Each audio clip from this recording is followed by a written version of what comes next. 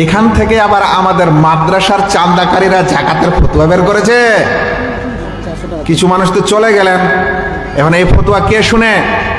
আমাদের আবার কিছু ভাই আছেন, সেটা মাদ্রাসার হোক আর মসজিদের হোক আর ঈদগাহের হোক, ওকে গ্রামের মানুষ আপনারা বলছেন যে যাও ভাই আদায় করে নিয়ে আসো মাদ্রাসার জন্য, যাও ভাই মসজিদের জন্য আদায় করে নিয়ে আসো।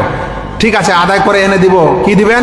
বলছেন 50% আমার, 50% আপনাদের। হয় না এরকম? বা 60% আপনাদের, 40% আমার। আর আজকাল আমি শুনে অবাক হলাম, কিছু মানুষ বলছে 70% ওর যে চাঁদা করতে যায়, আর 30% ওই মসজিদ নাহলে মাদ্রাসা। এরা আবার বলছে যে জাকাত ওসুলকারীকে যদি মানে জাকাত দেওয়া যেতে পারে, তাহলে আমাদের চাঁদা ওসুলকারীকে ওখান থেকে কেন দেওয়া যাবে না? ভাই এগুলা হলো মানে যাকে বলা হয় ইসলাম বিরোধী বুদ্ধি। জাকাত ওসুলকারী সে যাকে সরকার ওসুলকারী হিসাবে নিয়োগ দিয়েছে, চাকরি দিয়েছে। ওসুলকারীকে জাকাত দেওয়া যায়, এটা আবার কি জিনিস? ভাই যখন ইসলামের দেশ হবে আর রাজা মুসলিম হবেন, তিনি ইমাম হবেন, আমিরুল মুমিনিন হবেন, তখন তিনি দেশে কিছু মানুষকে চাকরি দিবেন যারা জাকাত উঠিয়ে বেড়াবেন। আপনার বাড়িতে আসবে, দেখবে হ্যাঁ এই লোকটা জাকাতের আওতায় আছে কিনা, এর জমি জায়গা পশু ইত্যাদি, হ্যাঁ ধান চাল কতখানি আছে। যদি দেখলো যে না এই লোকটা জাকাতের, তাহলে একটা হিসাব লাগাবে, লাগার পর তোমার উপর বছরে এতখানি জাকাত। এই যারা জাকাত ওসুল করে বেড়ায় তাদেরকে বলা হয় ওয়াল আমিলিনা আলাইহা।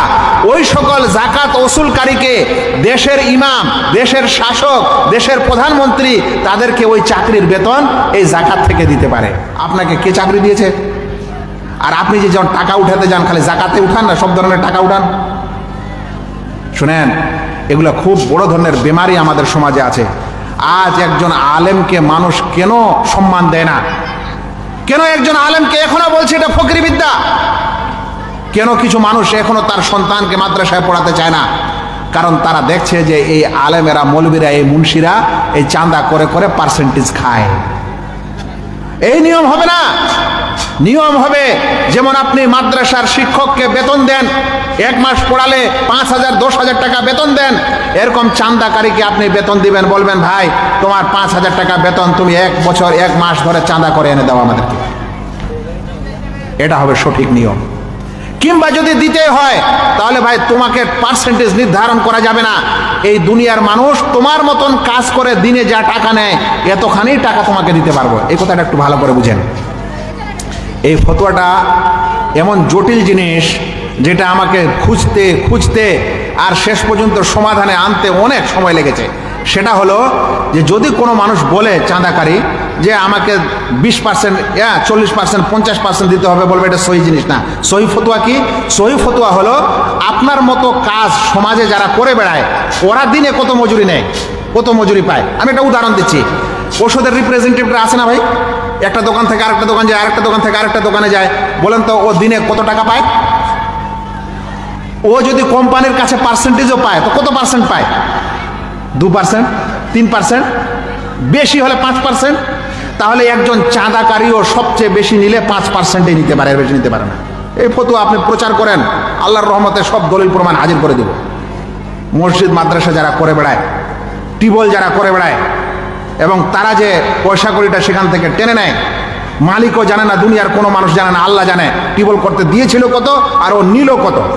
কতখানে নিতে পারে এই ব্যক্তি?